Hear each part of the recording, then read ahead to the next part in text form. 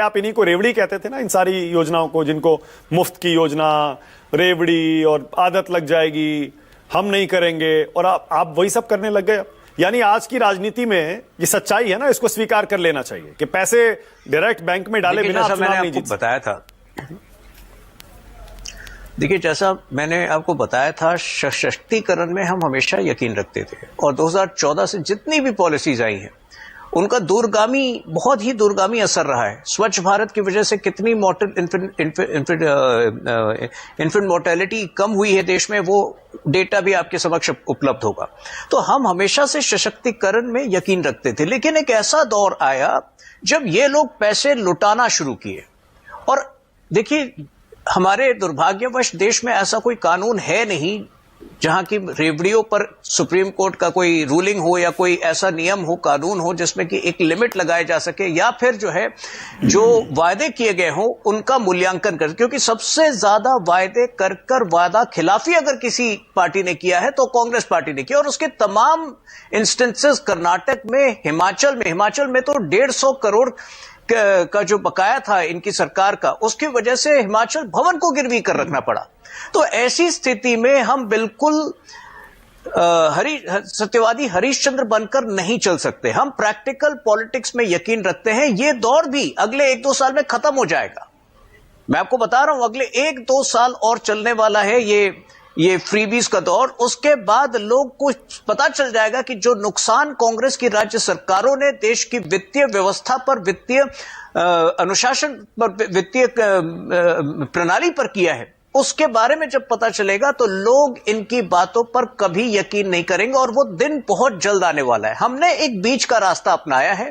हम उतने वादे करते हैं, जैसा कि मैंने पहले किया, जो हम पूरा कर सकते हैं, और जिससे राज्य की आर्थिक स्थिति नहीं बिगड़े, जो डेट टू जीडीपी रेशियो है वो नहीं बिगड़े। अभी मैं आरजेडी की प्रवक्ता को सुन रहा था, देखिए जब लालू यादव जी की पार्टी इकोनॉमी पर बात करती है और जब समाजवादी पार्टी महिला सशक्तिकरण की बात करती है, तो ये अपने आप में एक विरोधाभास है, और इनसे परहेज करना चाहिए इनको। बोलिए कंचना यार। परहेज हमसे करेंगे आप कह रहे हैं कि हम वादा खिलाफी नहीं करते। वादा खिलाफी सबसे ज्यादा कांग्रेस करती है, तमाम नाम गिना दिए आप। वादा खिलाफी की लिस्ट हम लेकर बैठे हैं, बताएंगे तो कम पड़ जाएगा, लेकिन कुछ सोच रहे बता ही दे। पूर्णिया में एयरपोर्ट बन गया क्या? भागलपुर में बन गया क्या? मुजफ्फरपुर में बन गया क्या?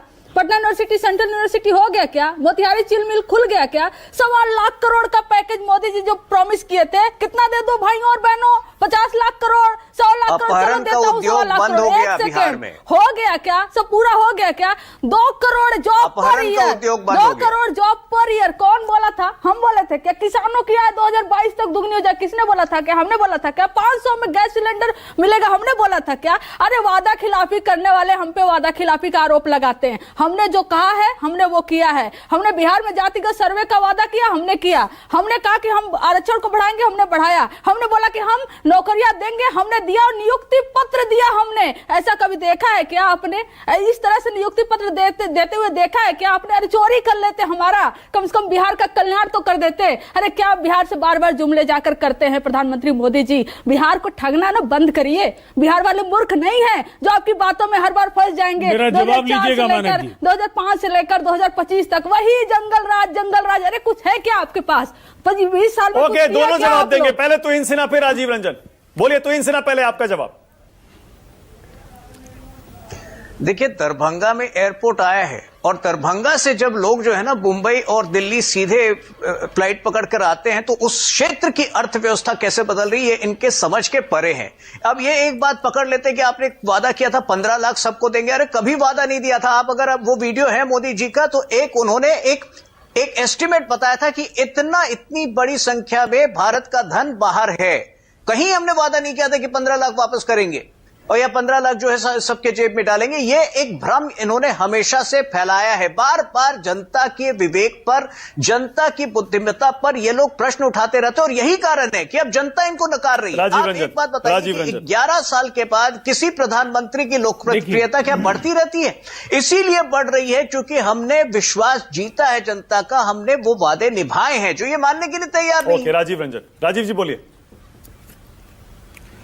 देखिए, पूर्णिया का एयरपोर्ट तो कुछ महीनों में अब वहां से उड़ानें शुरू हो जाएंगी। अंतर्राष्ट्रीय उड़ानें पटना से भी शुरू हो रही हैं। बेटा के हवाई अड्डे का लगातार विस्तारीकरण हो रहा है और साथ ही साथ ग्रीनफील्ड एयरपोर्ट्स बिहार में आ रहे हैं। आप देखें तो बीरपुर से लेकर बीरगंज से लेकर रक्सौल और इसके साथ ही रक्सौल से लेकर आप मोतिहारी, सुगौली और इसके साथ भागलपुर, ये जो सभी स्थल हैं, इन सभी स्थलों पर काम शुरू हो गया है। तो ऐसा नहीं है, बिहार तो हम कह सकते हैं कि वायु मार्ग से बिहार से बाहर जाने वाले लोग या राज्य के अंदर एक स्थल से दूसरी जगह जाने वाले लोग बहुत जल्द उन सुविधाओं का आनंद ले सकेंगे जिसकी कल्पना कभी बिहार के लोगों ने नहीं की होगी। और निसंदेह ये केंद्र सरकार का ग्रीनफील्ड एयरपोर्ट को लेकर के ये एक बड़ा फैसला है। ये बिहार के बहुआयामी विकास को सुनिश्चित अच्छा राजीव जी, एक सवाल और, बड़ा कदम, क्योंकि इसकी चर्चा बहुत हो रही है आजकल जी। बीजेपी नीतीश कुमार को सीएम के तौर पर क्यों नहीं मान रही है, कह रही है कि चुनाव जीते तो वही सीएम बनेंगे दोबारा? नहीं, मुझे ऐसा लगता है ये आप 2-3 महीने पहले किसी चर्चा को दोबारा ला रहे हैं। अब तो बिहार में अभी प्रदेश अध्यक्ष का जो चुनाव हुआ, उस चुनाव के मौके पर मनोहर लाल खट्टर जी बतौर अतिथि वहां उपस्थित थे। वो केंद्रीय मंत्री भी हैं, हरियाणा के पूर्व मुख्यमंत्री भी हैं। उन्होंने भी यही कहा कि एकदम बिल्कुल इसमें कहीं कोई संदेह नहीं है, मुख्यमंत्री नीतीश कुमार जी के नेतृत्व में एनडीए लड़ेगा और वही सीएम फेस है, वही मुख्यमंत्री होंगे। मैं नहीं समझता हूं कि अब ठीक है, ओके, घनश्याम तिवारी को लेकर क्या कहना चाह रहे हैं? बार-बार कोई संशय हो। ठीक।